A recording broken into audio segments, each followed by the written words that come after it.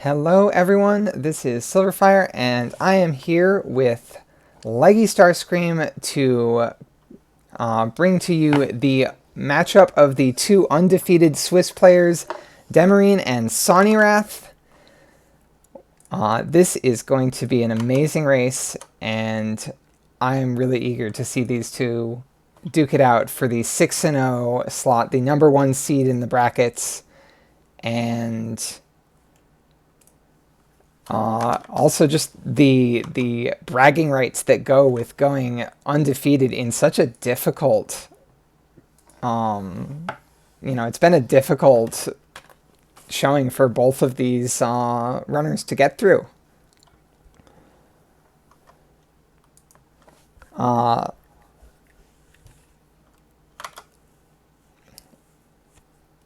Leggy, is there anything you want to bring up?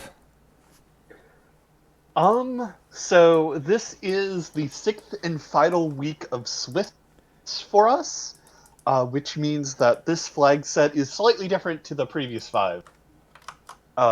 Up until now, all of our runners have had one of the Fiend dungeons incentivized. So there might be a key item in the Earth Cave, or the Sea Shrine, or the Sky Cave, or the Fire. They're all caves. This week is the Chaos Week, which means we take that restriction away, meaning that there's one more loose item for our runners to potentially have to run down. Both of our runners are taking identical parties, Sonity's sprites being a little more, let's go with Italian. But our two runners taking the Fighter Rainbow Party, which has been Demerine's party du jour of the entire tournament, and definitely one that Sonny is comfortable with as well. Yeah, there was a lot of theory crafting heading up into this tournament about party compositions and like people starting to really wake up to like a fighter thief red black or some other combination of fighter and thief to have higher runaway chances. But like the safety that you get from bringing a white mage and guaranteeing access to life magic, to exit, to other defensive spells such as wall or even healing magic, just to cut down on the shopping time for heal potions, has proven to Much be less, really powerful. yeah, much less the usage time for the healing potions. Like, yes, a lot of our runners have gotten very good at menuing through the heal potions, but it still takes time. That if you just cast Cure 3 and oh hello, white learnable fade. Yeah, that's in the white mage only slot. The red mage can't learn that. The red mage will never be able to learn that. It gets a Yeah, consolation prize of Fire 3 and Fast, which is one of the most critical buffs for melee attacks. yeah. Fast being at level 1 means you have it, you know where it is, but you're going to have more charges than you. Yeah, with Fast at level 1, like there's actually a lot of times that I'll pull out Fast even against like regular single target enemies. Mm-hmm. Both runners coming out of Corneria, soft resetting out of that very first imp encounter. Yeah. One of the things we'll see is our encounter manipulation from these two runners are going to be incredible. Both of our runners are very good at their usage of saving items on the overworld to avoid encounters. Unfortunately, it doesn't look like either of them were able to afford an early one. Yeah, Um, and this is a really rough early encounter table, so it's going to really push that encounter manipulation skill set to the limit with yeah. like only walking like a couple dozen steps, noting that there are dead tiles around Corneria that don't count. So Sani is our first one into the Temple of Fiends, finds a loose slab down in the corner. So that's loose item number one.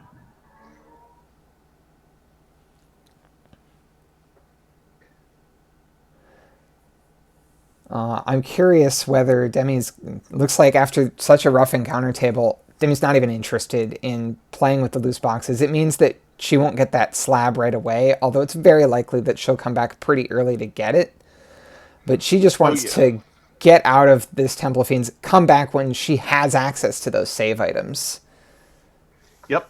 Looks like the Cornerian Royals have a French vanilla loot and the Oxyale, both of which are required items for Go mode, but not anything our runners can really leverage right now.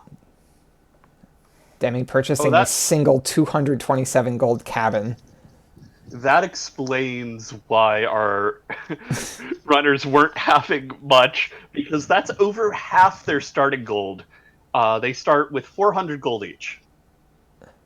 It looks like Demi's just going to immediately take that cabin and use it to save outside of the Temple of Fiends and try to grab the items out of it now.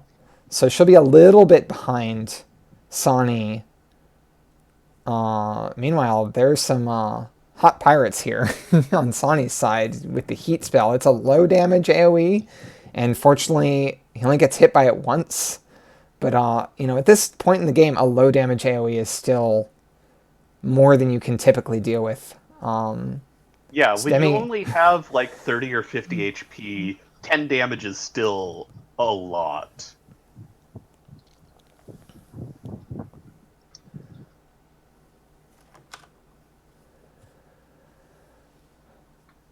All right, let's see what's our level 2 magic. We have life magic available immediately as well. As well as the Ruse spell, which I'm a big fan of. Ice 3, Ice 2, and Brack, so the black magic here is no slouch either.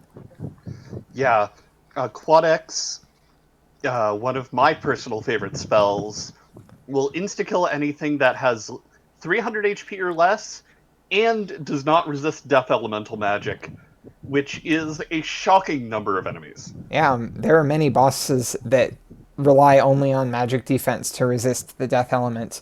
Quad X does not care about that. If it has under 300 current hit points, Quad X will work, and will erase the target.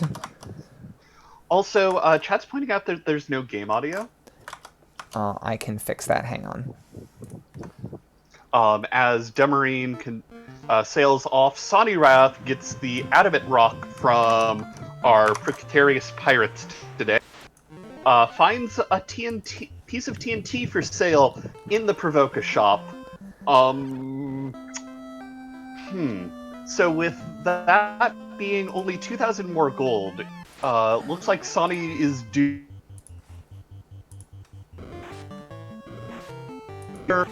up, where enemies from a much later part of the game will appear, with also features rewards of that tier as well, in the hopes of getting the money to get that TNT to do the dwarves all in one trip. Yeah, this is an interesting gambit to commit to this. With only needing a few thousand gold, I can see it, I can understand it. But this is a long trek away from town. It's a bit of a risk to come here, and there's no guarantee. Like with Fade and Ice 3, like you have pretty good handle on the stuff that can show up here, but it's an unconventional choice, even in the most optimal situations. Yeah. Looks like Demi's holding off on spending as much money as Sawney did. Mm-hmm. Demi wanted to get her information first, because there's also 10k pro rings for sale. Yep. So Sawney might be thinking that if he can get, enough money to get that TNT, to get all his spells, to get spells in Elfland, and maybe even a pro ring or two, that will be really nice. Also, that level advantage. Oh wow! Looks like Demi is in fact going to make this same play. That 3,000 gold TNT is just tempting enough that both of these runners are going to make this call to run. And wow, Demi finds like what apparently is the one hero run in this table, in this encounter table, and runs all the way here. Yeah. So these giants are actually really nice. If you get a decent enough fade roll, you can take them out in one shot, and killing that 4-pack is enough money to get that TNT. Yeah, and it looks like Demi's like, okay, I've got enough money, I'm leaving. Not taking a second fight the way Sawney did. Sawney took like 2 or 3 fights to get a little extra levels, and has 8,000 golds to his name now, but no, Demi just took, it's like, okay, I got 5,000 gold, that's good, we're done. Yeah, I can see both of these strategies being, really useful. Those extra levels means that Sawney will have an easier time of doing some of the early dives, while Demi made up some of the time she lost by not being able to one-shot TOF by saying, nah, I'm good. I'm gonna hold off on sitting down and doing that stationary grind for now. And she still managed to hit level 7, which is enough for a couple level 3 spell charges, so if there's something good in Elfland that can make a marsh dive or whatever easier, then she'll have it. Yeah. Also buys a pack. Both of them bought a pack of cabins despite their rather high price tag. Unfortunately, Matoya's Cave does not have very much in the way of exciting things outside of that Pro Cape. Yeah, the Pro Cape is nice. Is a nice to have. 8 absorb in the shield slot that mages can equip. Yeah, so it's some very good early armor for, your white mage or your black mage, who normally don't get very much in the way of options until you start getting into silver bracelets. So that Pro Cape, for, comparison, offers twice the defense that a copper bracelet will.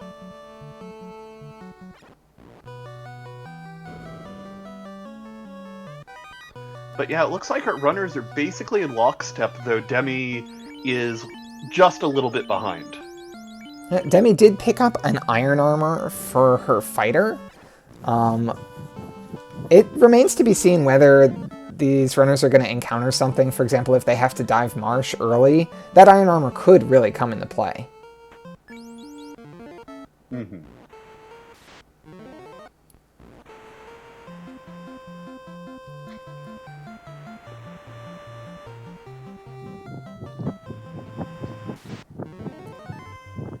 Looks like the adamant turns into the mystic key. We haven't seen what the TNT turns into, but that does mean... Okay, sorry. Oh no, the key was in a loose box. I wasn't looking right. Yeah, so that's two of our loose items already. This dwarf cave is stacked. Sawney pulls the cube from the TNT and is going to open up that dwarven armory right away, because why not? You're here. Gets a pro ring. There's the third loose rod. Okay, you know what? Of these 2 runners, one of them, and there's the canal. Oh my gosh! There's no loose items this seed. I'm sorry, it's broken. One of these 2 runners is a huge fan of Zero Loose, though, and that's Demerine. So yeah. She's going to be overjoyed that, like, she gets to open as few chests as she wants to now, because that is the thing that she hates most in life, is opening treasure boxes.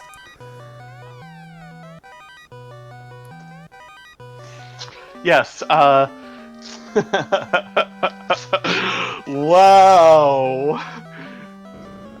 Where is Sawney going? It looks like Sawney's going to sail to the South Elf Dock and then sail over to Crescent Lake. Yeah, I really like this play with the herb. One of our community members, I forget whom, did the math recently on the amount of travel time it takes to go to Crescent Lake from one side or the other. And it is significantly slower to sail by Elfland, but when you have that herb to turn in, It looks like, on the other hand, Demi is actually interested in going out of her way a little bit to open more treasure boxes. Wants to make sure any spell purchasing or whatever is taken care of. Gets a silver bracelet and a Vorpal. That's an endgame sword. Requires class change, but, you know, these runners know that all the class changing, like all the key items, such as the tail, are just going to be in their key item locations. They're not going to be loose in random boxes. Yeah. Demi is probably looking for a couple of things. One, she's looking for an endgame sword, which she found. Also, on Sadi's side, we find Nuke at level 3. And in level 3 White Magic, we have Cure 4 and Invis 2 in Knight and Red Mage learnable spots. This is a seed for all of the jets to come out. Yeah, and honestly, while a lot of people talk about how, oh, these really hard and grueling seeds are what test a runner's abilities, one of the things you see is that a really, really jetty seed can be almost more of a skill test than a slog, because especially in FFR, a lot of the really difficult enemies and stuff can come down to just RNG rolls, who gets the dice roll first. Whereas this, every single little micro decision is going to matter for these runners. Yeah, absolutely. And not only that, but just like runners are going to be constantly making decisions of like, how safe is it to do things? How fast can I go without crashing and burning? Yeah, and it's, can I do these checks effectively while getting through them, you know, with a reasonable amount of everything? We have Red Wizard learnable Heal 3. We also have Knight and Red Mage learnable Cure 4. Which is huge.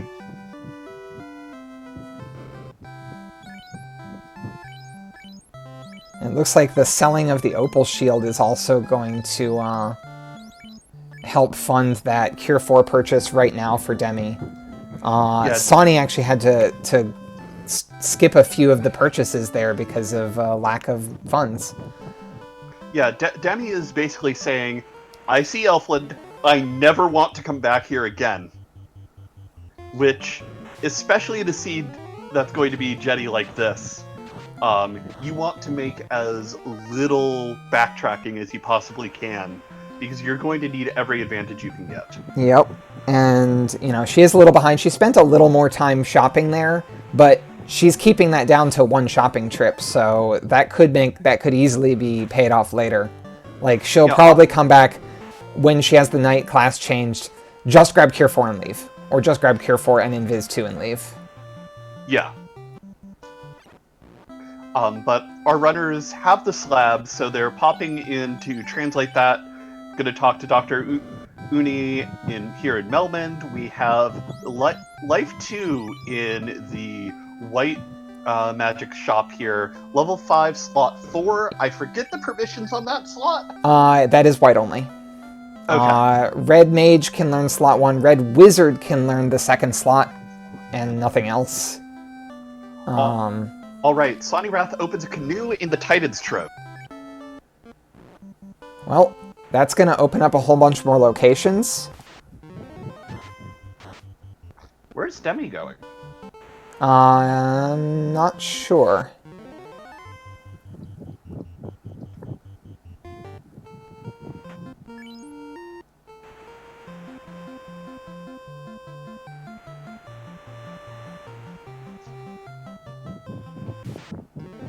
So, there's questions in chat about Sawneyrath's sprites.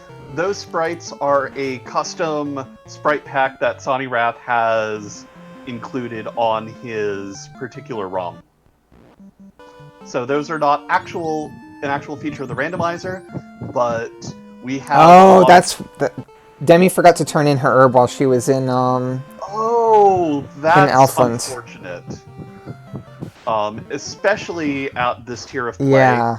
That's real rough. Like she had clearly like tried to route that in earlier, but now she's Yeah, gonna have to make this long sail around the South Continent. and this alone could be the difference for these two runners.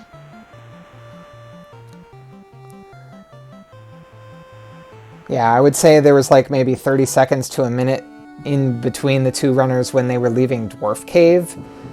That's probably opened up to about 2.5 minutes at this point. Yeah, Sawneyrath gets a bottle from Sarda the Sage in the cave. Again, not an item you really can leverage right now. But it's another fetch quest we can turn in once we get airborne. Yep. Now the ruby does lend itself to kind of bailing you out a little bit for having to sail this way, because you don't have to make the rest of the long sail over on the east side to Crescent.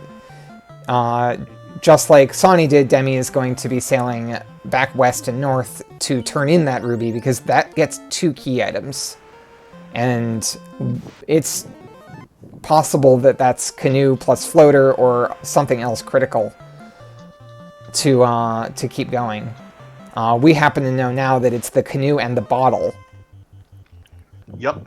And that Sawney is having a really rough time managing this encounter table, though. Yeah, and especially with these trancing large Gerwolf packs. Like, 4 members stunned. This is the 3rd time that he's likely going to end up resetting out of this encounter.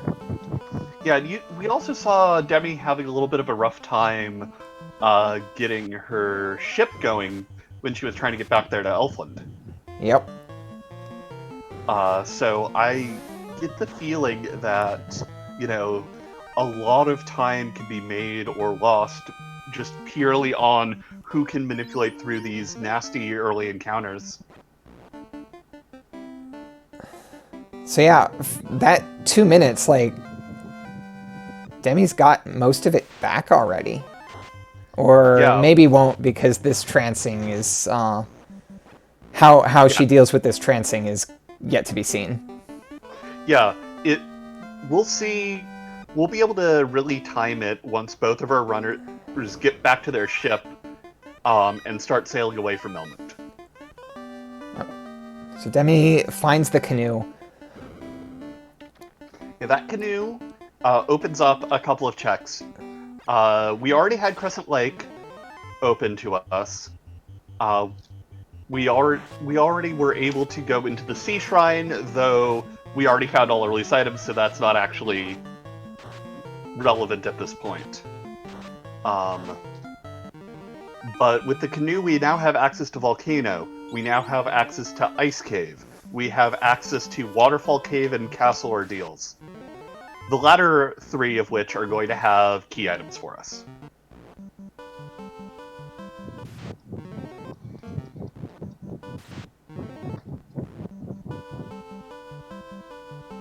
Looks like Sawney is just going into Earth just because he's in the region.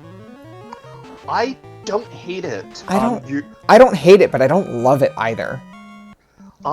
You're relying entirely on a fairly thin margin of how many spells you have right now. Earth is long and has a lot of different enemies in them, which is a lot of different opportunities to have an enemy such as those trancing Gerwolves to just say, no, you're here too soon, go away. Yeah, Sawney is probably in his head thinking, I need to clear this now while I'm in the area, and is really going to be banking on, you know, like you said, his spell list basically clearing him out of here, because neither of our runners have any swords. Have any source of...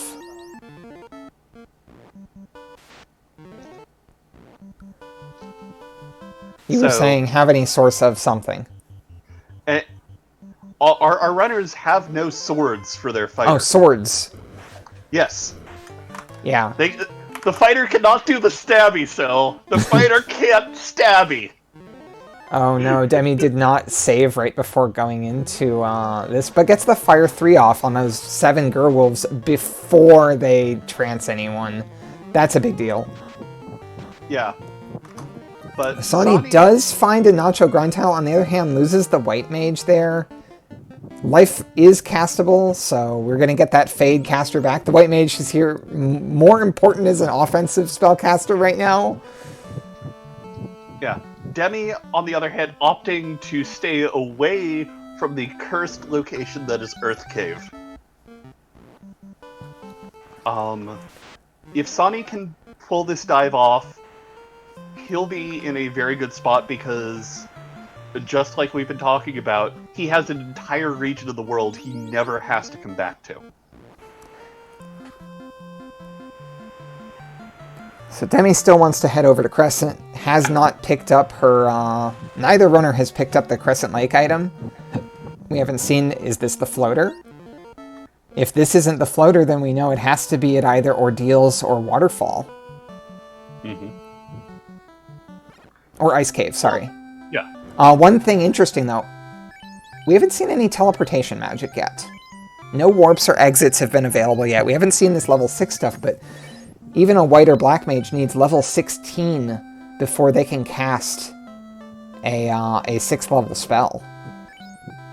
Yeah, which is definitely going to make both of the locations we were just talking about, actually all 3 of them, really less desirable for our runners, because Waterfall Cave is a straight shot. You really don't want to backtrack. I honestly find it a pain in the butt. Yeah, Waterfall Cave is my least favorite to do without teleportation. Followed shortly by Ice Cave. Ice Cave is sped up massively by warp, sped up less massively by exit, but still sped up. And if you have both, it becomes just an entire hilarious curb stomp of a route. And then warp magic can be used in the castle ordeals to get through the pillar maze, but honestly, I find pressing the reset button to be just as effective. It's a little slower, but it's not generally a big deal. We did get the crown from the sages. So we can take that, turn it into... And we spotted level 6, and we spotted level 6 warp. So it's interesting. I think it's going to be interesting to see how Demi chooses to route this. It looks like she's deciding to not turn in the crown immediately and go south instead. Mm-hmm. To ordeals, and it'll be followed by...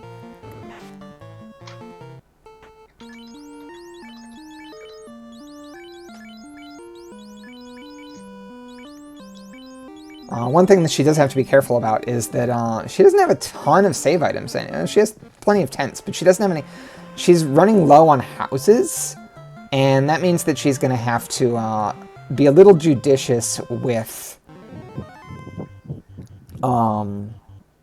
she's going to have to be judicious with her spell charges in the Ordeals region. Looks like she's going to dock at the Elfland South dock to turn in a crown, and then and then you can sail straight south from here to get to Ordeals. Yeah. On the other hand, Sawneyrath's ice Earth Cave dive paying off with an ice sword and some dragon armor for. I like the dragon armor. Ice sword is not what I'm hoping for when I'm opening boxes in Earth 4 as a gamble. I mean, any port in a storm. Yeah, but this isn't the, like... I mean, I guess we know about that Vorpal in the key-locked area. Ooh, Astra's having the crystal? I'm really interested in how she's going to route this. I'm really interested in how she's going to route this, though, because, like, her ship's not in the inner sea right now. Yeah, and because I know she is probably going to want to go north anyway, I could totally see her making the hook around Sardis Cave and hitting Matoya at that river dock there. Yeah, you can just go straight south from Ordeals and get to that. Yeah. She is going to pop these 2 grind tiles. Neither of them have favorable encounters, so she's just leaving. Yeah, that Sphinx isn't the worst encounter, but, like, it's not one you want to sit there and grind on.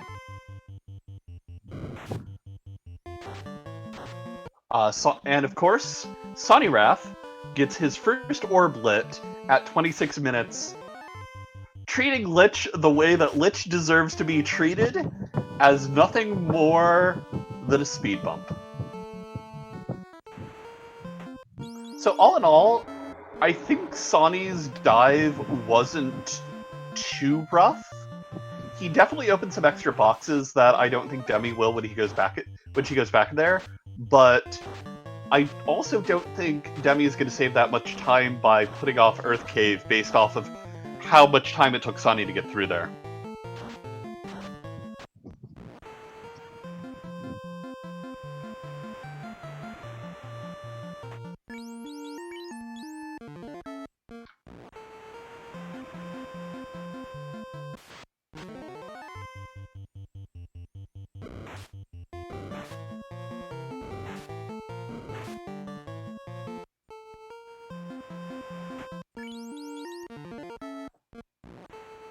So, Sawney is going back around to do his shopping at Elfland, finally taking care of that. A spell I didn't notice earlier when we were going through here, Lock 2, which is one of those spells that was kind of not very useful until the randomizer decided to give it a nice buff and make it so that it always affects enemies. It lowers their evasion, so if you come against an enemy, typically a boss and Topher, that is being very dodgy of your attempts to stab it, the evasion lowering can be super important. Yeah, particularly when things can, evasion is one of those stats roll up or down. If evasion rolls up, things can end up extremely evasive, so that, like, even having your hit percentage maxed out doesn't help so much. Yeah. And because of the way that this game's system works, when you attack with a high-level fighter, you start getting multiple hits, each of which have their own damage roll.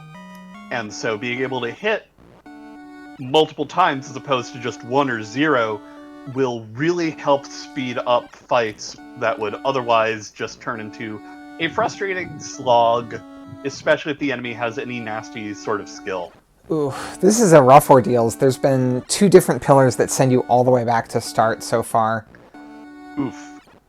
Sawney parking at the South Dock, probably thinking that he might get lucky and see a floater here. Well, also it's a good park. That oh, this is this is a tile. That is unrunnable purple worms. Which is the single most XP-rich tile in the game. Yeah, and they're kind of healthy, but not the healthiest, so we're able to get through with just like 1 barrage of nukes and fades from each of the mages. Not super punchy, probably not safe enough to sit there and take for a while, but you're not unhappy taking that one you had to.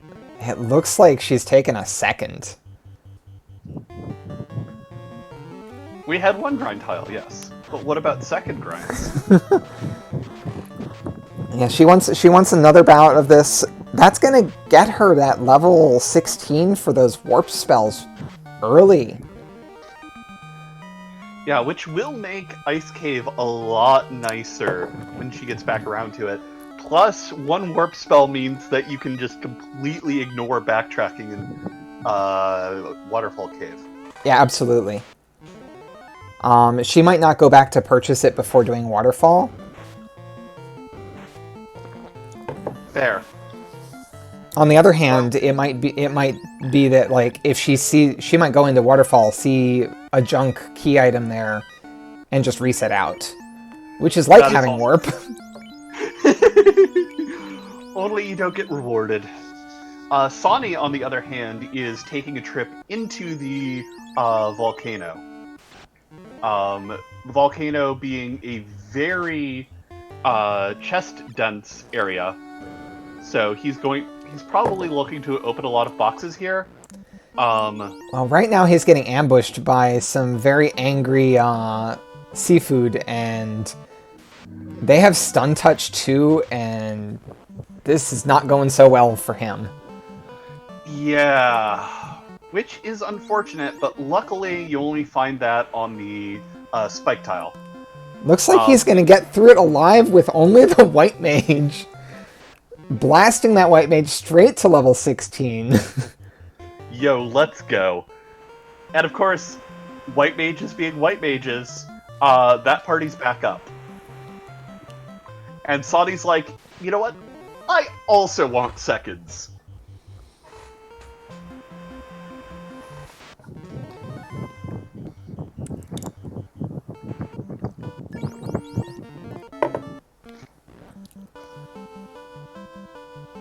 And I get the feeling that Sawny's going to be sitting here for a little bit.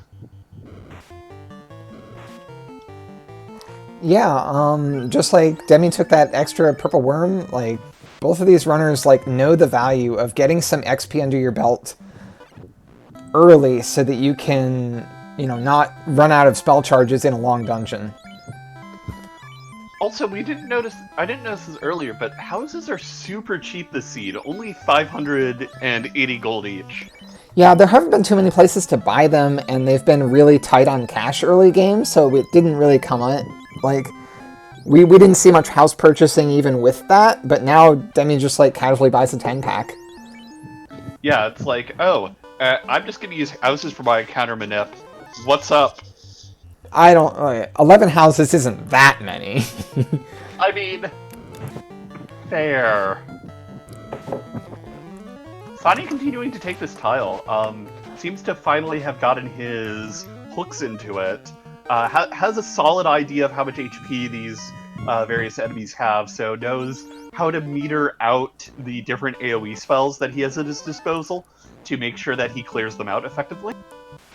And is getting about 4k experience per fight.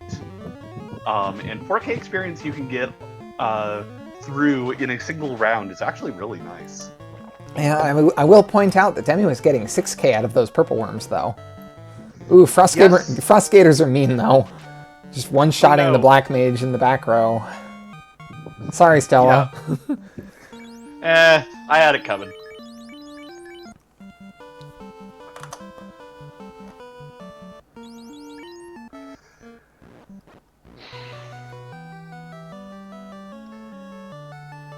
Alright, time to see what's in Waterfall. Looks like Demi lined this up so that a reasonable hero run at the beginning of the Waterfall.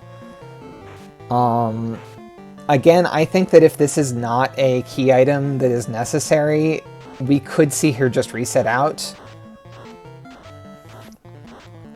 Yeah, on the other screen, Sawny opens up a defense sword and some flame armor.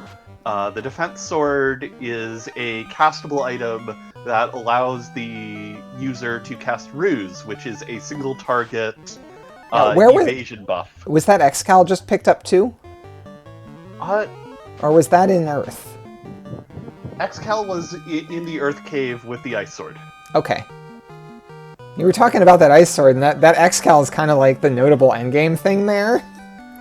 Well, so that's a little weird. You're right, it is the notable endgame thing. The Ice Sword was more directly applicable, let's say. This is true. Ooh, blue dragons at the end of the waterfall cave. That's a potentially very dangerous encounter tile there, and their damage is very, very high. We get a tail. I think Demi's going to basically treat that as a required item because she's rocking a Vorpal as her endgame sword of choice. Yeah, unless she opens up a Mazmoon. Yeah, but I don't think she's going to bank on a Masamune when we know she doesn't like opening boxes. Yes. Though, I imagine our runners are both going to keep looking for ribbons. Yeah, it's hard to decide you're in go mode without any ribbons. But Yeah. And like, it's also hard. I also find it hard to decide I'm in go mode with only one ribbon and no access to wall, but that's why I am currently 3 and 3. Yeah, also, these runners do have access to wall. There's a white mage in the party. That is guaranteed to give you access to wall, wherever it may be. We actually saw it at level 6, but it was expensive. Caveats. Carry bringing the party a little bit low health, but then dropping to a flurry of nukes and fades. That black mage survived with 1 single hit point. Yeah. Right now, Demerine has the advantage in that she's explored the northern continent. Sawneyrath, of course, has the 2 orb advantage. Sawneyrath is actually sailing away from Ice Cave, though. At this point, we know that Floater has to be behind Ice Cave, don't we? Or it could be the crown. Or have we seen the crown? No, we've seen the crown turn in, so it has to be behind that. Yes. Yeah, because... In fact, it has to be just straight... It just has to be straight up. Ordeals was... that Thorhammer. Thorhammer. Yeah.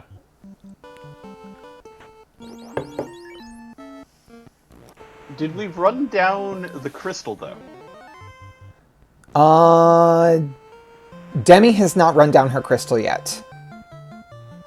Yeah, so that or Ice Cave are our 2 options. Okay.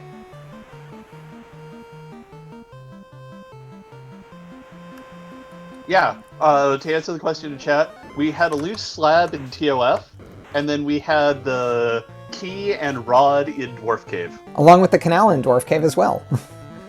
Yep. Demerine has the crystal. It was the item off of Astos. Mm-hmm. And the crown, of course, being at the circle stages.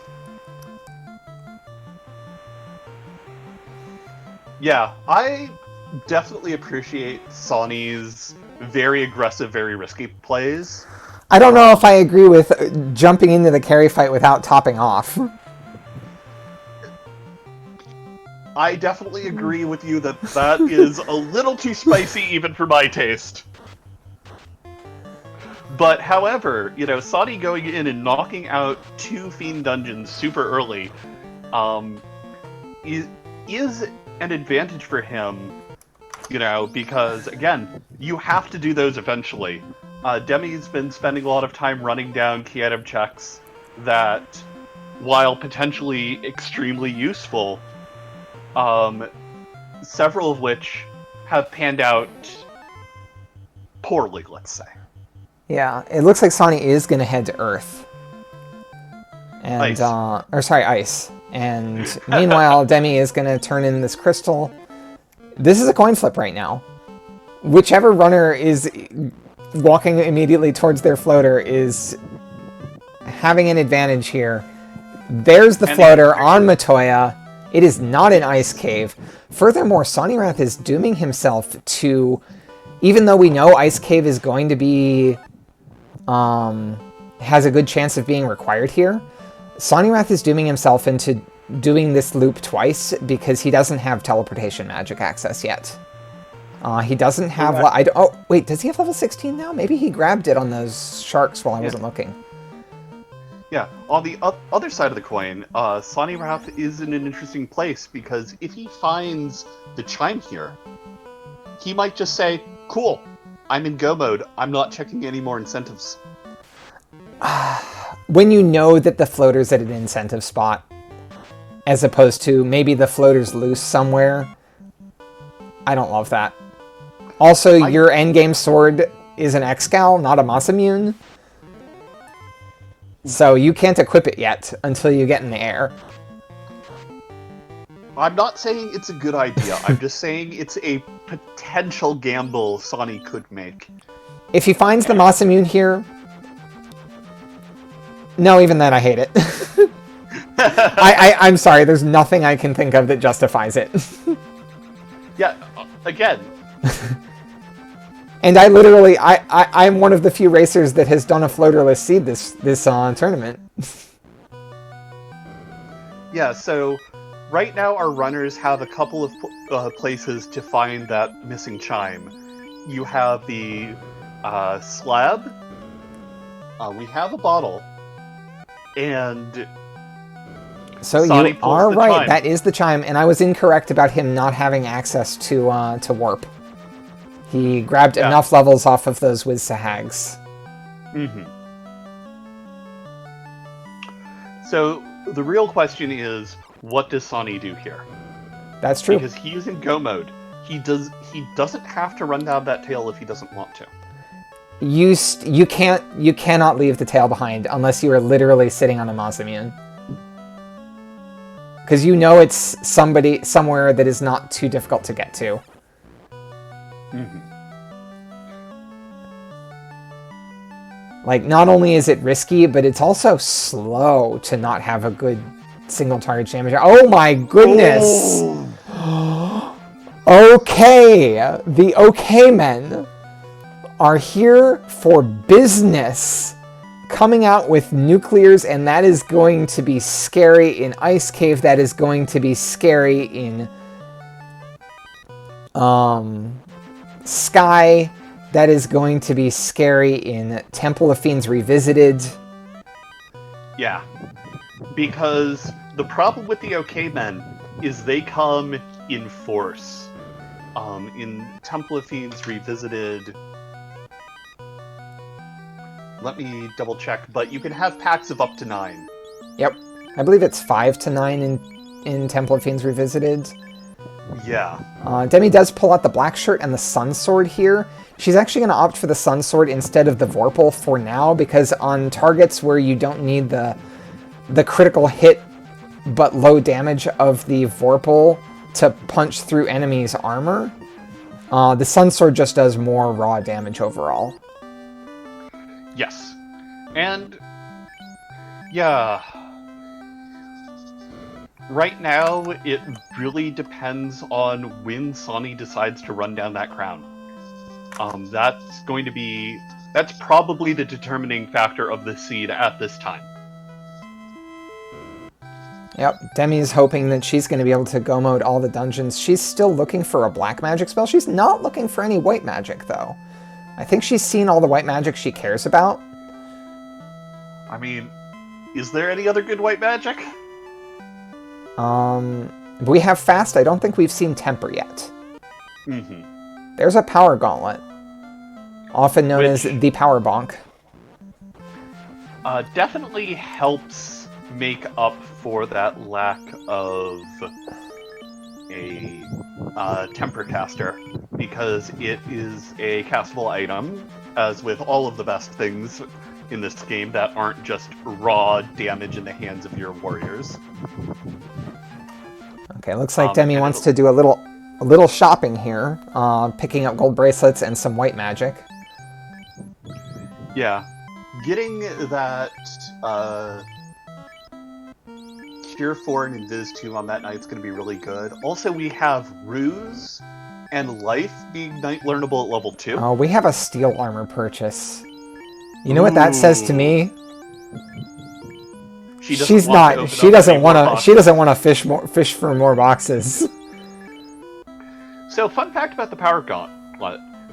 In addition to being one of the best spells you can give to a knight, because Saber is a self-targeting black magic buff spell that only a black wizard can learn in vanilla, which is weird. But it also has the highest just physical defense of a piece of wrist armor. I thought it was only 6 versus the 8 of the Pro Ring. I thought it was 8. Is it also 8? I will verify. Even if it's not 8, it's certainly very close. Yeah, it's nothing to sneeze at. Yeah, Demi still has 0 ribbons, so she's still going to open the easy stuff, such as the armory. Yeah, apologies. It is 6. Don't know why I thought it was 8. It's still Oh, well. very close, so... Yeah. 2 absorb is not that big of a deal.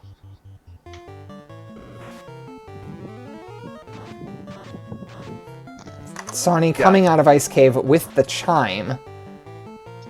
Yeah, so Sawneyrath is technically in go mode. He has all of the key items he needs to beat the game. Yes, the floater is not required to beat the game because of the open progression adding docks to the Onrak region as well as the Mirage Desert. The dock we saw Demerine use to get up to the waterfall cave, for instance. Yes, that is one of the two.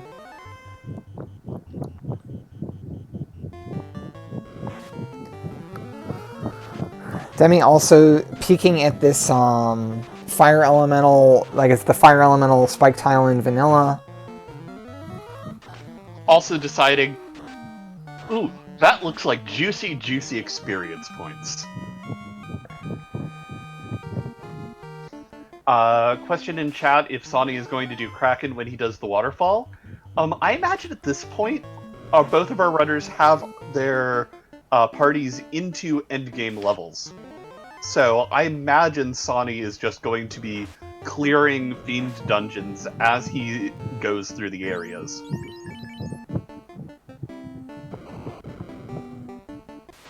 Looks like Demi is interested in more XP out of these sharks and Wizzahags.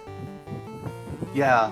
The sharks didn't roll too high on the health, too. They died to a 280 nuke. Considering they have around 500 in vanilla, that's really nice.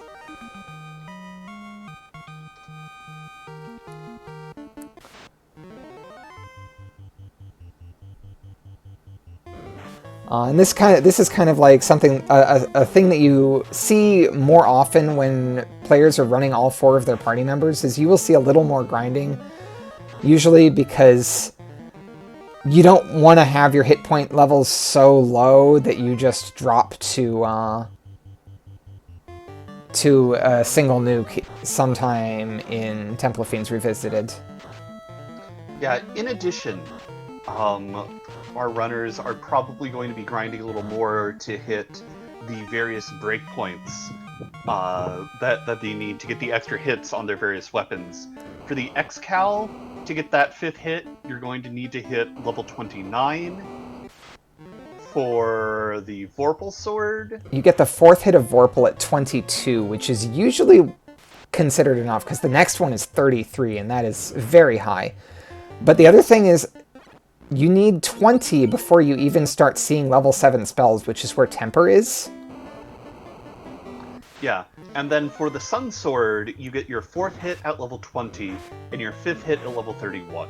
Yeah, so not much worse, or not much better than the Vorpal, and is kind of worse at fighting endgame bosses because of its lack of crit. Yes. The Vorpal having, the single highest crit of a weapon, tied with the katana. Means that you can get your critical strikes, which allow you to basically just do another damage roll on top of your damage roll. So basically you do double damage, but defense only applies once. It's pretty dang good. Yeah, Sawney is running down his crown at this point, which means... It's going to be crown to crystal to... Floater. Crown to crystal to floater. It's going to be kind of unfortunate for him, but... both runners going to the... Oh, sorry, Sawney hasn't gone all the way to the south side yet. He still has Ordeals and Waterfall available. Mm-hmm. Yeah, we'll see where he goes. Because I can totally see the universe where he's like, okay, cool, I've got a fetch quest. I'm going to run it down right away, which it looks like he's doing.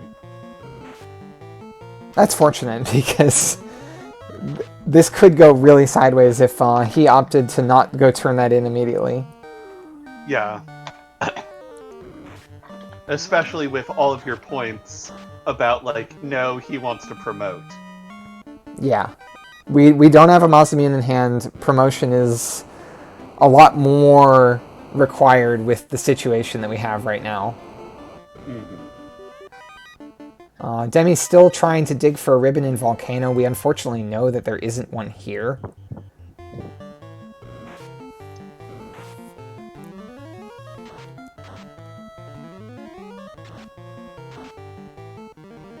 And here is Sawney's floater as Demi carves her way through the volcano.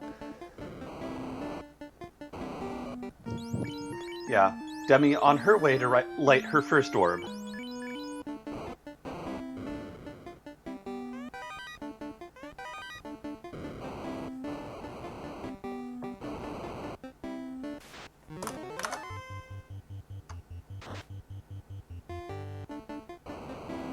Both of our runners having that defense sword, which is going to be really useful when they both start going in and doing a lot of boss fights, because it is definitely one of the strongest pieces of defensive gear.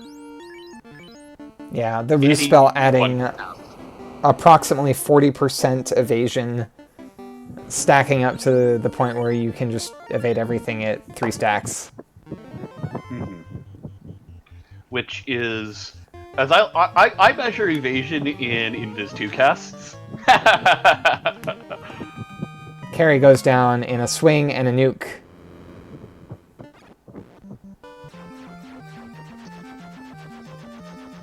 Yeah, Sawney finds his floater and is rushing to go turn. Yep. Demi's now grabbing her wall as on both casters. And with 2 wall casters, like, maybe she just does choose the lack of things. She's also going to grab her... Oh, no, sorry, pro rings aren't here. Have we seen pro rings in a shop yet? They are in Provoca for 10k. Okay. Which was one of the things that I was really hoping the pop grind was going to turn into. No way. They weren't going to sit there for that much gold. Not with so many chests that they hadn't opened at the time. That's fair. One can dream. Yeah, it looks like Demi might be gearing up to let that ribbon, or let those wall casts replace ribbons for her.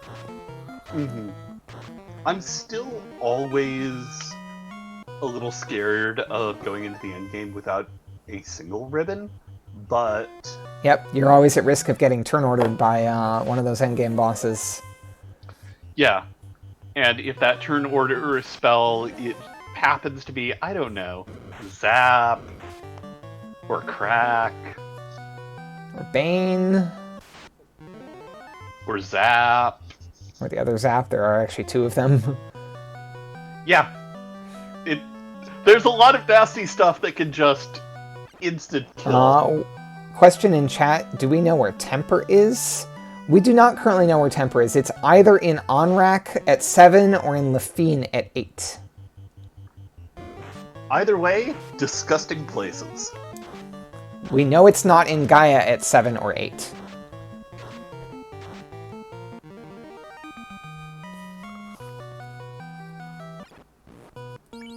Alright, so Demi gonna warp for these ice chests, gets her chime. She has every key item now. Yep. And she's just Demi, warping out. She's not interested. Go mode. And she's gonna dodge those bad men. Yeah, which, while good for her time right now, does mean she won't have that information for the Topher dive. Yeah, I mean, Topher might... They just might not show up. We don't know yet. But that is a wipe that she didn't take that Sawney did. Yeah, and honestly, if they don't show up in Topher, I think that'll be pretty okay.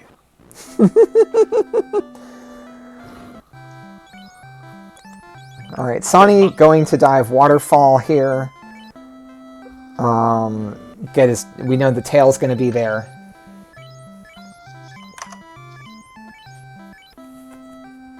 Sawney will have the warp to exit this quickly, though, whereas Demi walked out.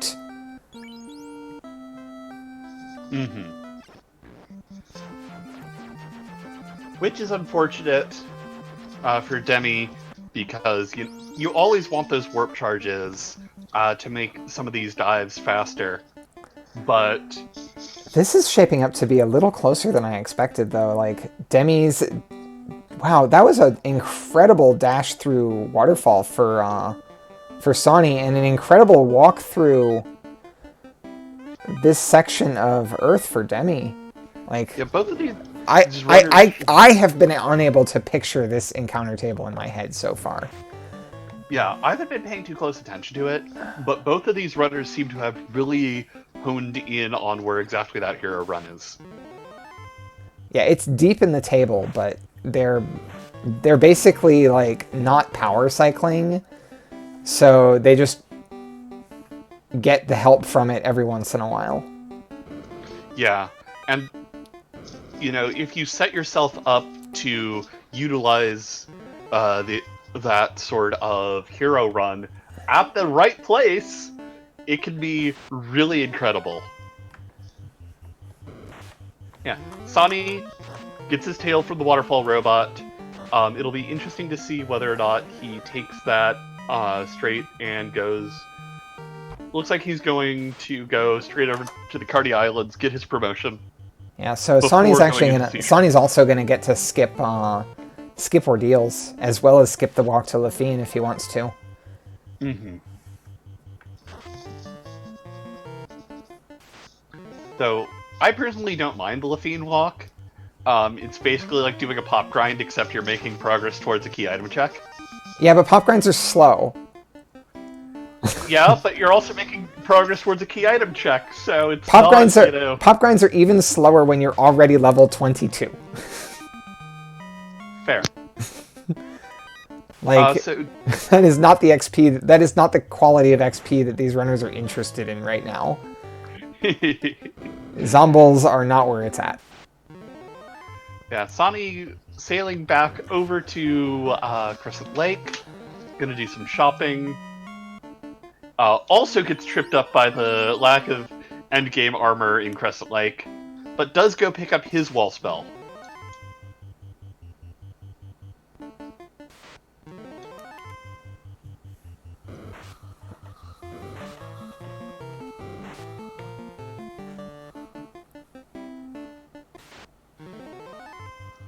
Ooh, it looks like Demi's gonna go up and open the same box as Sawney did, and it's gonna go pick up her dragon armor and her ice sword and some other sword that isn't important. The dragon sword? Yeah!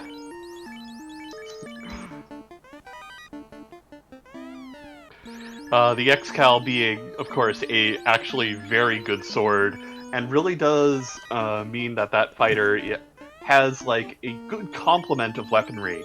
You've got that X-Cal for raw damage, you've got that Vorpal for a boss that might be a little tankier than you really want to use the X-Cal on. So this is actually like Vorpal versus Masamune on endgame bosses like comes down to like some weird math where like that kind of varies a lot depending on how much access to temper you have.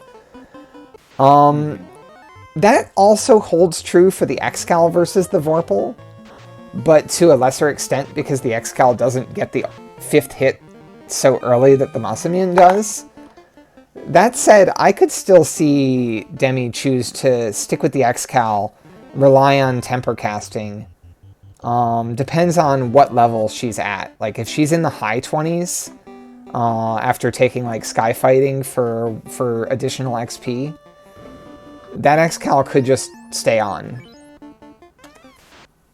Yeah, looking it up real fast, the X-Cal gets its 5th hit at level 29. So that is still fairly early. And I totally agree with the play here to be like, okay, right. Until we're actually in the Temple of Fiends Revisited, we don't really need to rely Our on runners are going... So meanwhile, our runners are going to be high-fiving here. 2 orbs lit, all key items had. High five in the air, but Demi wants to do sky first, Sonny wants to do sea first. Yeah, this is shaping up to be a capital R race. I think Demi's really just like, I still want that ribbon. Or at least I want to check the easy things for a ribbon. Yeah, without a ribbon, I totally understand opening greed boxes. Yep, and Mirage 1 is greed.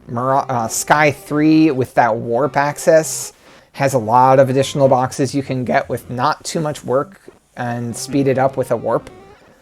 She also synced it up so that her hero run just got her all the Mirage 1 stuff pretty quickly.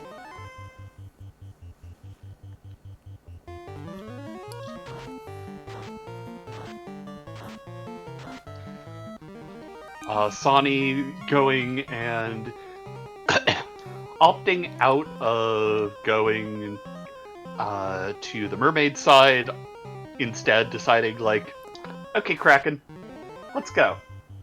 Yeah, Kraken side first has been kind of a lot of runners' MO this tournament. Like, if you know you're ready for Kraken, like, there's a lot of boxes that are on the way here. Whereas if you're doing the mermaid side first, then you're basically saying it's like, I'm going to throw this time away no matter what I might find. Whereas if you get lucky on the way here, you find your ribbon, you don't have to go to mermaids anymore, right? Right.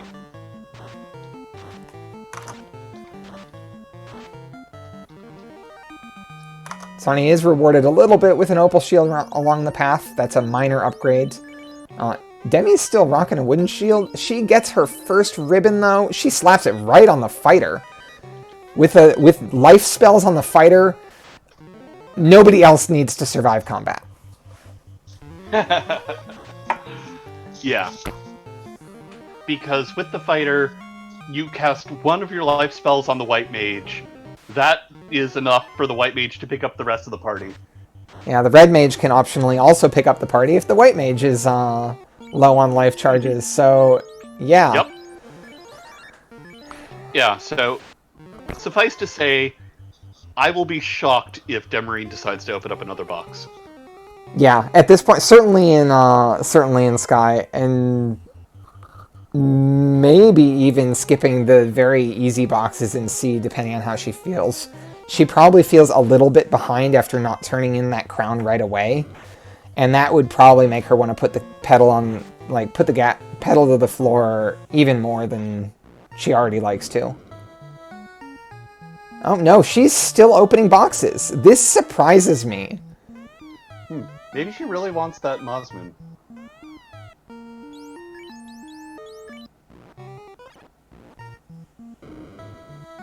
Burning warp charges. Here are those bad men. We know that they're dangerous. She doesn't. She runs away before they take a turn. She still doesn't know they're dangerous. Yep. Which is always a little scary. It's scary for us. She's not scared. I mean, yes.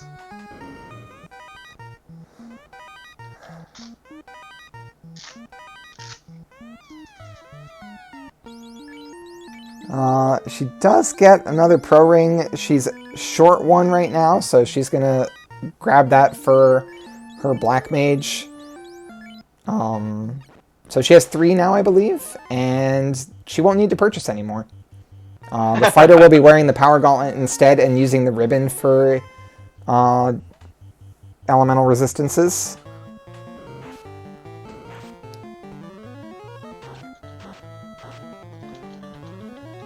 Yeah, these are pretty much the fastest boxes in Sky that you can get with the warp spell available. But this still is a time investment that she's made. It is also an investment in her party's levels, though.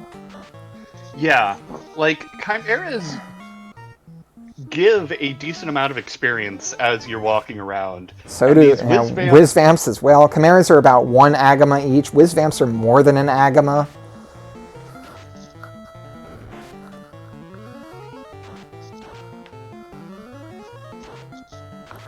And, you know, meanwhile, any we fight missed. you can take out. On the other hand, we missed Sawneyrath Bracken the Kraken. Yo. And so now all Sani has left is to also march up to the Sky Cave. I would say Sawny's still slightly ahead, just in terms of progress, but Demi does have that 1 ribbon. It's unclear if Sawny is going to be getting that box. Yeah, if Sani decides to open those boxes, you know, that will even out the time expenditure here. But Looks like if Sani decides to gamble it... Looks like he's gambling it, given that he didn't check the Mirage 1, and checking Mirage 2 without checking Mirage 1 certainly would strike me as odd. Agreed. And unfortunately, it looks like Sky 3, if he's just like, no, I'm going to gamble those first, isn't going to pan out for him. Yeah.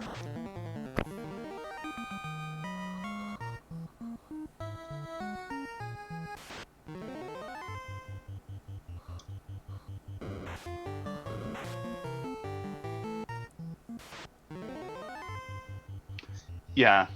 So Sani is, in fact, go-moding. We'll see what pays off. This is going to put him about 5 minutes ahead heading into Topher, I would guess. Mm-hmm. On the other hand, 5 minutes heading into Topher, but ribbonless. Yeah. Can he make it? Can he make it work with just the walls? The way I've been saying, like, Demi hates opening boxes, but looks like Sawny's being like, if she hates opening boxes, I can't open too many either. Still goes for the greed chest. Still goes for the 4 greed chests. Doesn't get paid off. Yeah, but again, without a ribbon, you know, what else are you going to do?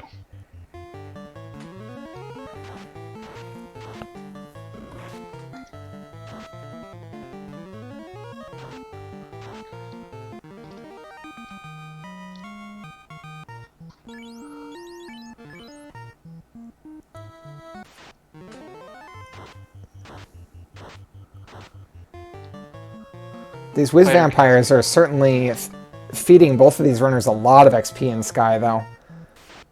Right? Single Fighter's another great XP fight. Yeah, both of our runners look to be early to mid-20s. Both now on the same floor of the dungeon.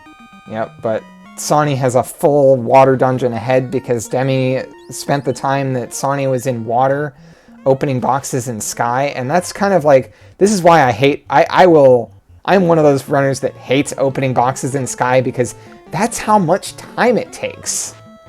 Mm-hmm. You can clear a whole dungeon in this time. Of course, you know, Debbie did get rewarded with her ribbon. She did get rewarded, and it'll be down to whether that reward is big enough. Yeah, because not only does that ribbon protect against insta-death magic, it also means that you're basically taking half damage from any elemental spell. Sawny going for the Brax against Tiamat. Hasn't landed any yet. Unfortunately, they whiff. Meanwhile, Demi had just nuked it down, and it had around 1,000 health.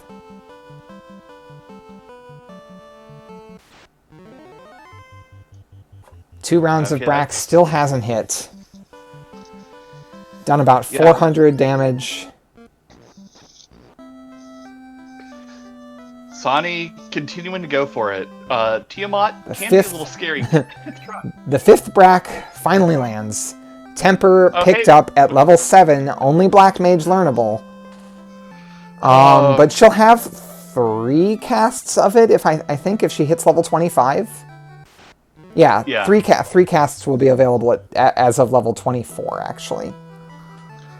Which isn't a lot, but in the right location, that can make a huge difference. Yeah, getting the buffs up faster against Chaos or Tiamat 2 or Kraken 2.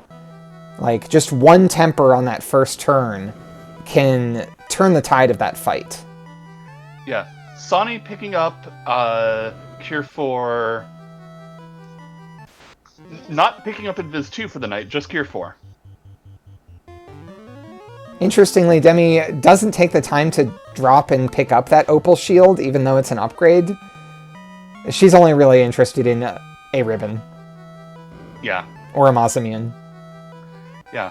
Sawney is birding off his houses so that his heal pots are in the first slot. Yep, and he breaks his... Scenes revisited at 1 hour, 12 minutes, and 45 seconds. Discovers that purple worms are unrunnable. Yep. And a little bit healthy, too. Yeah, when you're not throwing your nukes into them, you're trying to save those charges for later and are only interested in throwing out the Ice 3s, that they take a little bit longer.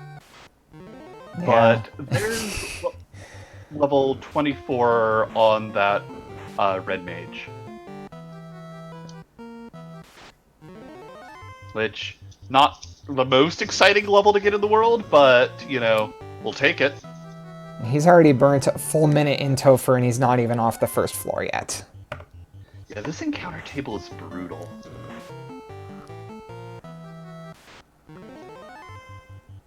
Oh dear, and it's he knows these are scary. Pulling out all the nukes against the OK men that can nuke back. Gets 3 of them out, but eats a nuke. Nuked. Oof. There goes half the party. I'm wondering if he's gonna, like, warp out and... No, he's just gonna blow some Cure Force here. No, he does not go out. At this point, Sawney has to be in it to win it against, you know, Demerine. This is the 5-0 match. I don't think Sawney, save a full-on wipe, leaves Topher. So remember how we were saying Demi was about 2 minutes behind back when she made the mistake with the herb? Mm-hmm. 2.5 minutes behind. Looks like that was pretty accurate. Because she's flying. She's going to be flying over to TOF now. She's already picked up her night spells.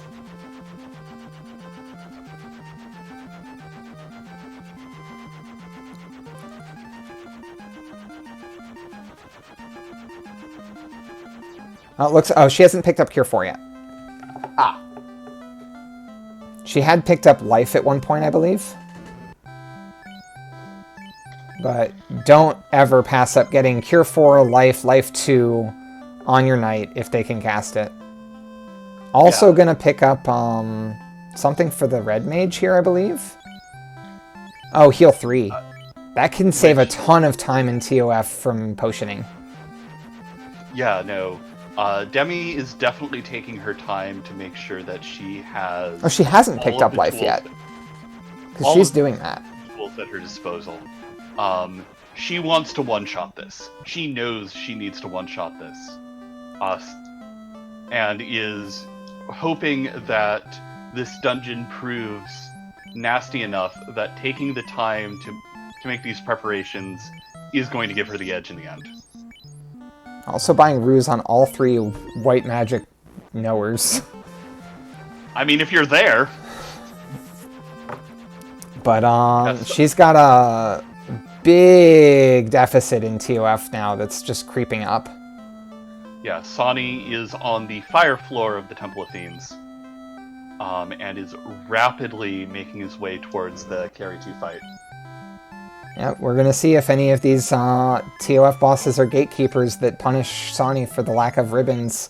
He's also been burning those ices and or burning his spells, especially those fades, very quickly. So might not have access to those to help add pepper to a Kraken 2, Tiamat 2, or Chaos. Yeah, but Sawney probably feels a little behind. If I were to get into his head a little bit. Yeah, when you last the amount location the floater, like, or I guess he didn't last location it, but he didn't immediately go to it either, and that can make you feel really behind. Yeah, so he's definitely worried about that. So I think he's playing a little riskier just because he's worried that if he doesn't, Demi's got him. Demi so fighting Demerine- those purple worms on the first floor. They're really common there. She gets through those fights much quicker, though. Only gets one purple worm from each fight. And also is just like going, fight, fight, wait. Not throwing out any spells which have animations. Gets through with no bad men. And checks her validation chests. Side, Carry 2 is down. Carry 2's down. Waters are sleep touching, but otherwise not too bad. Yeah. Everybody hates the encounters on this water floor, and I don't blame them. Yeah, no, they're awful. Hey, it's the encounter they were grinding earlier, at least. It was awful. But Sawney actually managing to make it through water floor without too many encounters. And is coming rapidly up on Kraken 2. His hit point situation. Master. His hit point situation is actually not too awful. He is blowing through those Cure 4s, those Heal 3s very quickly, though. Gets a wall up on the fighter. Huge. Fighter takes 3 hits for 84 damage. Kraken skipped leg day. Never skipped leg day. Why would you skip me? I don't know, Kraken doesn't seem to like you very much, but Kraken goes down in a swing and a few nukes, so Kraken was not the gatekeeper. Is it Tiamat 2? Tiamat 2 has been a gatekeeper in a lot of runs. These unrunnable airs are actually a bit of a gatekeeper too. Sawney's running a little low on nukes and stuff, trying to take him out with an Ice 3. They don't have a ton of health.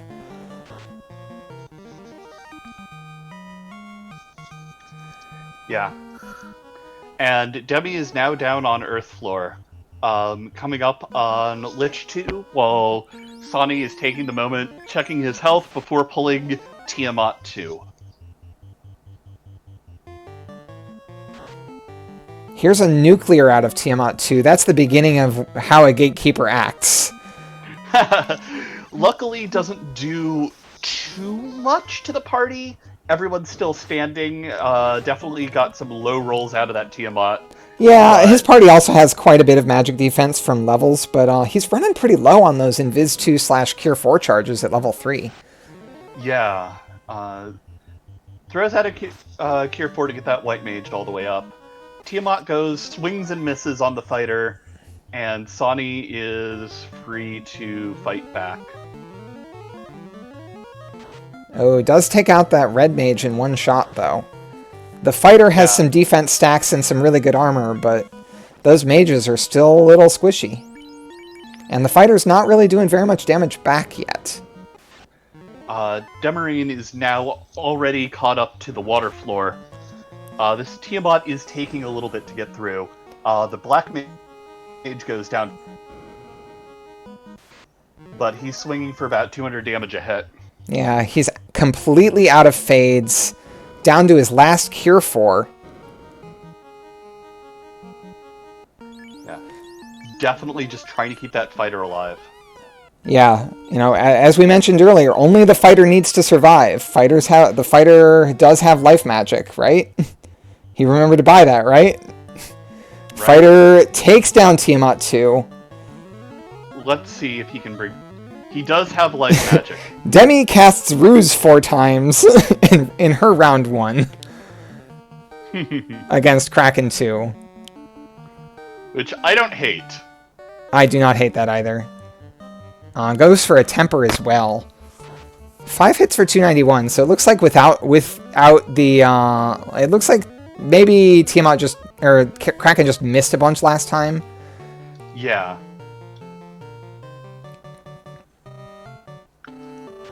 Another pack of air elementals, though, is harassing Sawney right before the final chaos battle. Kraken 2 goes down for Demi. And our two, up until now, undefeated runners are just about a floor apart. If this chaos is rude to Sawney, it suddenly becomes Demerine's race to lose. But Sawney, rearranging his party, gets ready to take on the final boss of Final Fantasy I. Alright. Takes a wall and a defense sword. Fasts up. Also gonna wall the red mage. I believe the red mage still has a little bit of Cure 4 left in them. Chaos also opens up with a nuclear. Brings everyone down by about 100 to 150 health each. Sawney gonna go for a lock 2 here. Demi gets hit by the back-to-back nuclear inferno. Her Tiamat is being very skill-happy. She's already down to only the fighter and the white mage. Yep, gets a critical Cure 4 off on that fighter. Gonna ruse up the white mage a little more so that she doesn't drop to a single melee.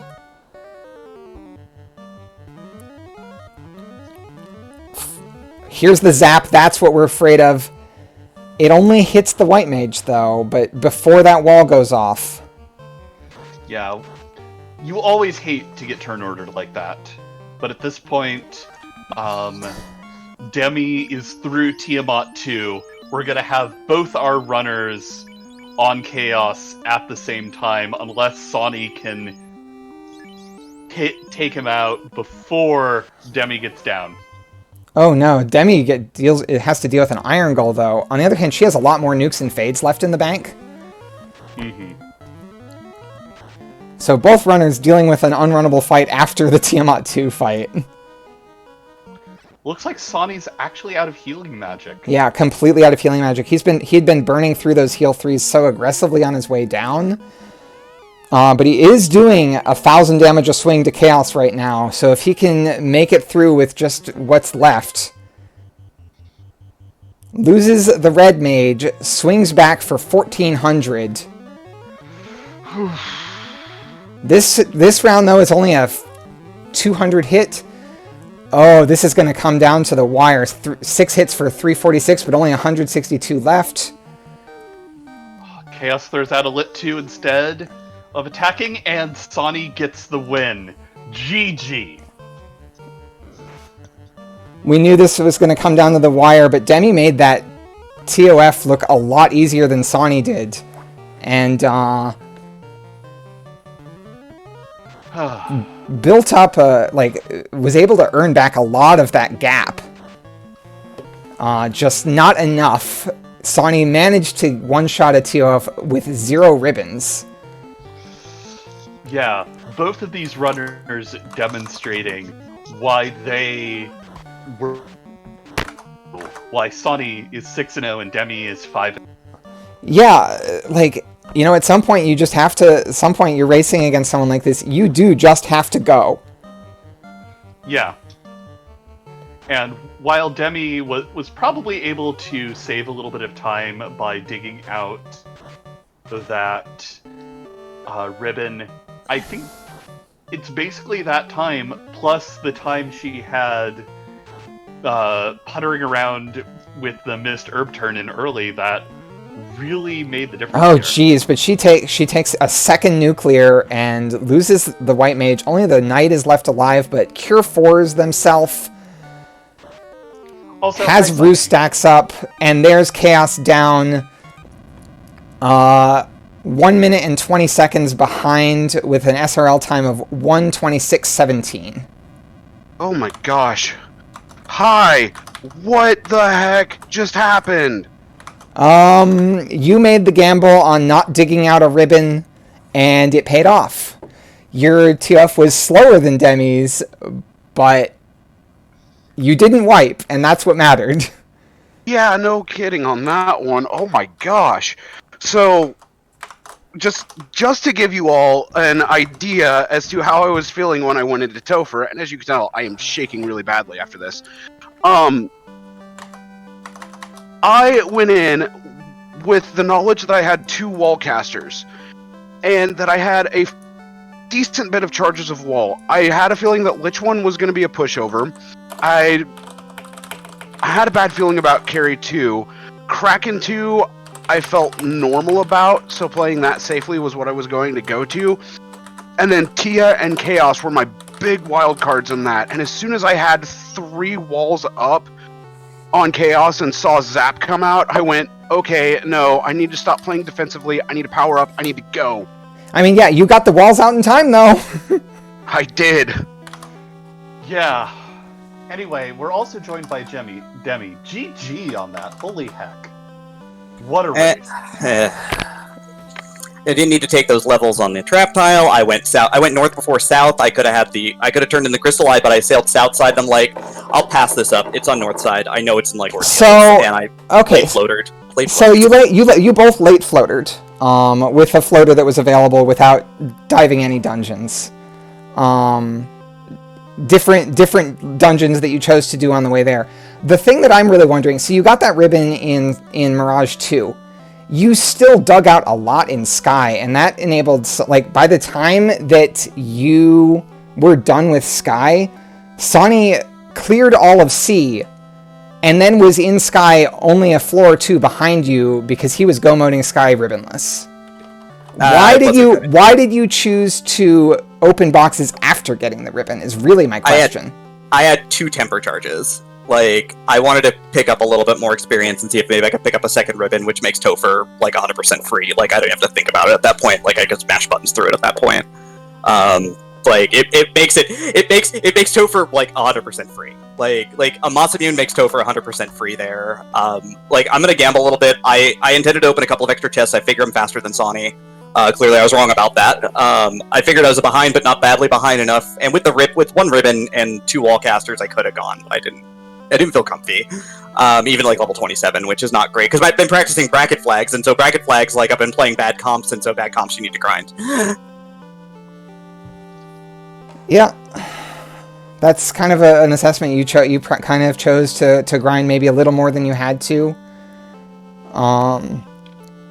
Sawney, ribbonless. How did you not get 50-50 by Tiamat ribbonless? He got walls up in time. He got a first round nuclear out of Tiamat. So, like, Tiamat 2 wasn't joking around. Yeah, I got turn 1 nuclear, but because I was able to get my wall up, that's all I needed. I don't even know how I won that coin flip, and I knew I was playing coin flips at that point with no ribbons whatsoever. If something had come out before a wall was put onto any of my warriors, that would have been it for me. I would have been dead. I gambled so hard on Topher. I gambled so hard. That's the only way that you beat me, so I respect that call. I just, a little salty, but I respect the call because it's the right call. Like you had to know that I went into Topher at, like, level 28 with an Excalibur, a ribbon, a power gauntlet. I didn't get the Opal bracelet. That's the only time save I had this seed, was skipping Opal bracelet, but still. Yeah, so Sawney not only skipped that, also skipped ordeals. Yeah, I skipped ordeals. I skipped turning in the slab. Yeah. So, lots of dungeon skipping after all of the loose items just fell into your lap at the very beginning. But the equipment situation was certainly another thing. That didn't fall into anyone's lap at any point. Yeah, I think getting armor late also kind of hurt me. Like, that was a mistake on my part. Like, just like taking my time getting armor and doing my shopping, and like I think my shopping was really inefficient, which cost me enough time. So there's definitely mistakes I made. Like I didn't lose that race. Sonny definitely beat me fair and square. Like I definitely did not lose that race. Sonny won. But man, it's like in a race like that where you're thinking, man, where could I have saved 75 seconds, or where could I have saved 90 seconds if like maybe I could have shot better. I think that maybe about a minute of that was your herb mistake. Yeah, the herb, like, I was sailing that way, stopped and went, wait, what the heck am I doing? And I'm like, oh, I gotta go and drop the herb off. And then I started sailing that way again. It would have been worse. I was actually going to sail the south side to north side of the world when I realized, oh crap, I don't have a canoe. What am I doing?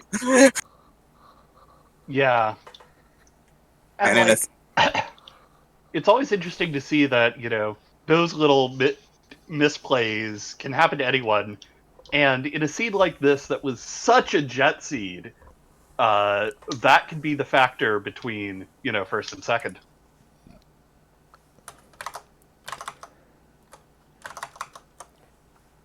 But one of the things that was really interesting was just how much you were able to like step on the pedal, and like Sonny entered TOF about 4 minutes ahead of you. So you made back your Topher was 3 minutes faster than him. And like that's kind of like 3 minutes of like, where did that come from? And I know some of that came from like you dealing with those purple worms on level 1 just like much more efficiently. Just like, yeah, I'm just going to swing swords at them and wait with the mages. Casting nukes isn't going to be a good use of time. And that also contributed to later on in TOF, where Sawney then is staring down Tiamat 2 with like, getting peppered down really fast by those nuclears, also having almost no magic left. Yeah, Sonny got through Chaos, and like halfway through, I was looking at his spell list while I'm sure you can attest to this, and you had like no healing magic left at all. Yeah. Dipping down to the heal 2 to keep your party from dropping to AoE damage. That really was the plan at that point, because I actually had forgotten I bought heal 2, as smart as that sounds. But it shows that heal 2 can make do in a pinch. Yeah, heal 2, heal 3 are both really powerful, and like heal 3 gets all the love because it's absurdly powerful, but heal 2 is no slouch. It really isn't. I mean, I had more healing magic than I really knew what to do with at that point, honestly. Like, I wasn't going to run out of gas. It was just a matter of, do I get, like, absolutely obliterated by Tiamat by accident or something? Yep. Yeah, your level situation was a little bit safer than Sonny's. Both of you had a lot of levels, though. Both of you took Urshark Wiz-Sahag grinds, and yeah. Demi, I went in at 24, finished right about 26. Yeah, I went in at 27-ish, and I mean, obviously I wasn't going to get any levels over that, so... I think it might have been 28. I was way leveled. Like, taking those extra chests in Sky got me, 3 levels. Because I hit a bunch of unrunnable errors on... Because if I don't go grab extra chests, I don't hit those unrunnable errors on Sky 4. So I don't have to, nuke them down. Thank goodness they had 340 hit points. And, I mean, I swung swords at Purple Worms, so I know they had 400 hit points, so I know they'll just die to an Excal swing. And if they don't die to an Excal swing, they'll drop to an Excal plus a Sun Sword backup swing at level 27, so... Yep. So, any last words from the two of you? Demi, I'll let you go first. I gotta compose my thoughts. Let's hope brackets go better than that mess did, because I could have played that a little bit better, just a little bit sharper. Again, like I said, I've been playing a lot of bad comps. I've been getting ready for brackets because I didn't practice for this race. I think I did 1 seed for this race. Not out of disrespect or anything, but just out of time and time usage. Yeah, but good luck in brackets and enjoy your number 1 seed, Sonny, because you kicked my butt. You earned it. Yeah, I appreciate it. And even with that loss, Demi, you're likely to take the number 2 seed in the bracket stages. Depends on results today, but yeah. It does depend on other results. Also, this means that Team Math is 18-6 this tournament. Holy cow! Are we really? We are really. 17-5 with 1 in match. Yeah, 17-5 plus the match against you two. Oh wow! So go team Math. I'm actually checking the standings right now because I think all the matches are in. Okay, I think I've got my thoughts put into words. So, Demi, Yo. you and I, we go back a ways in this game. You are one of the people that helped me learn this game. It was you and Sil back Hi. in 2018. And you guys got me started and have watched me grow throughout this randomizer, seen what I've become capable of. And I really, really have to thank you both for it. This match was one I was extremely nervous for, but I was really anticipating as well, because this is a student-teacher match that I've wanted for quite some time. And I know I'm not quite past the teacher yet, because I didn't win by a margin that I'd feel comfortable with saying that with. But holy cow, did we pour our hearts into this match. Yeah, I mean, it didn't mean anything for the standings, but I wanted this one real bad. Yeah, I just checked. Demi, you are confirmed number 2 seed. Yeah, I saw the losses that I needed to make number 2 seed. So yeah, and Sawney would have been number 2 seed if he lost, but that didn't happen. So 1 and 2 still either way. It was about the in match of team math for honor.